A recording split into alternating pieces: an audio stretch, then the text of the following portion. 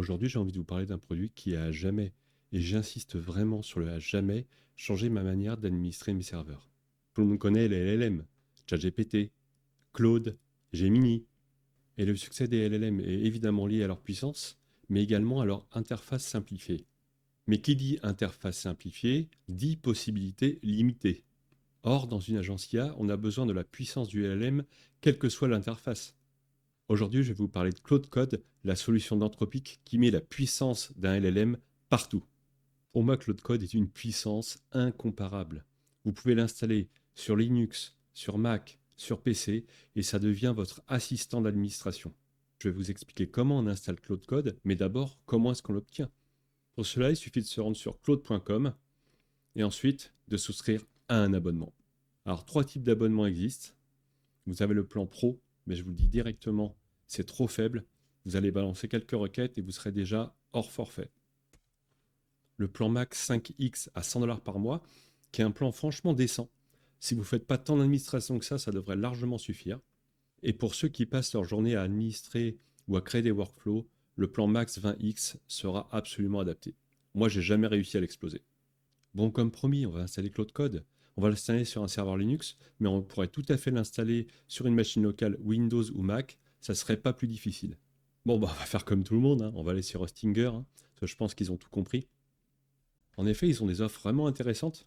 Bon, ce qu'ils appellent les KVM. Bon, KVM, c'est une solution Linux, mais bon, peu importe. Mais on va dire KVM 1, ça me semble vraiment trop faible, mais KVM 2, ça peut largement suffire. On a 2 cœurs CPU et 8 Go de RAM pour faire tous les tests. Franchement, c'est largement décent. Nous, chez Bubblestone, on utilise plutôt du KVM 8 ou alors des solutions dédiées chez Microsoft Azure ou Google Cloud Platform. Une fois que vous aurez souscrit à une offre, en lançant votre VPS, vous allez vous retrouver sur cette page. Évidemment, on va choisir la France.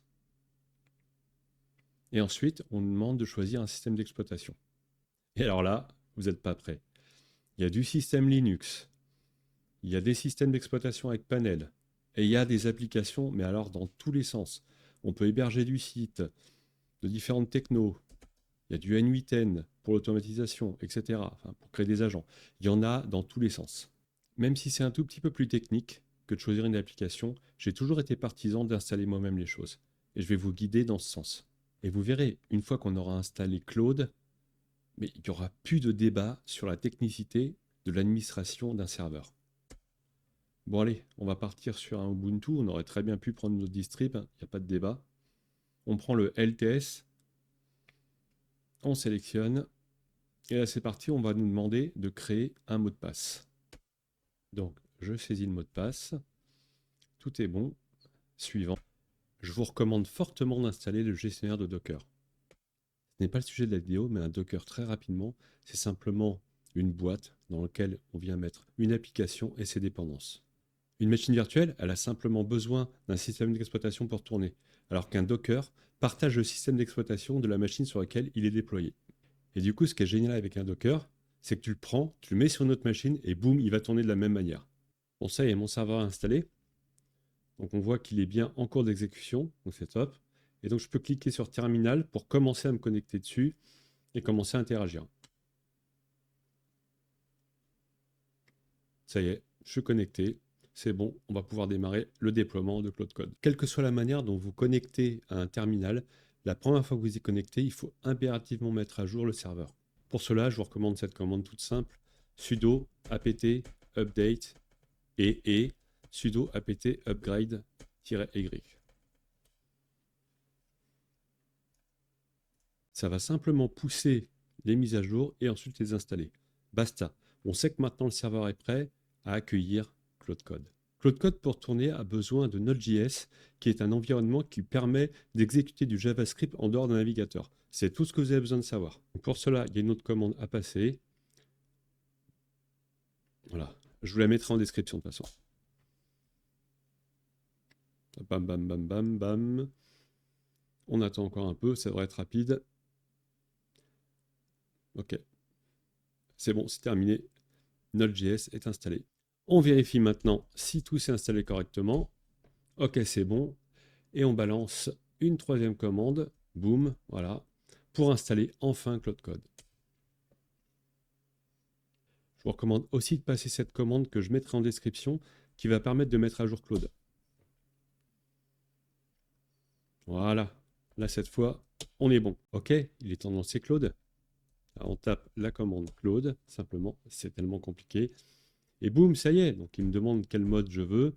Moi, je vais rester en dark mode. Mais après, c'est à chacun de décider ce qu'il souhaite faire et quelles sont ses préférences. Ensuite, il me demande quel plan j'ai. Bah, évidemment, il faut choisir le plan max. Hein. On ne va pas s'embêter avec les API.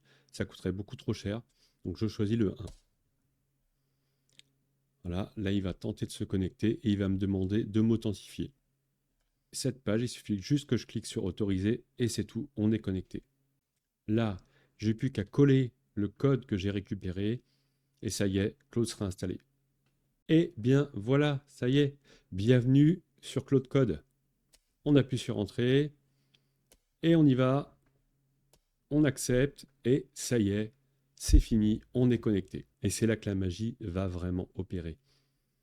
Vous avez déjà administré des serveurs, c'est vraiment pénible. Et bien là, regardez, je vais dire à Claude, Claude, aide-moi, s'il te plaît, à mettre en place une tâche planifiée pour mettre à jour ce serveur.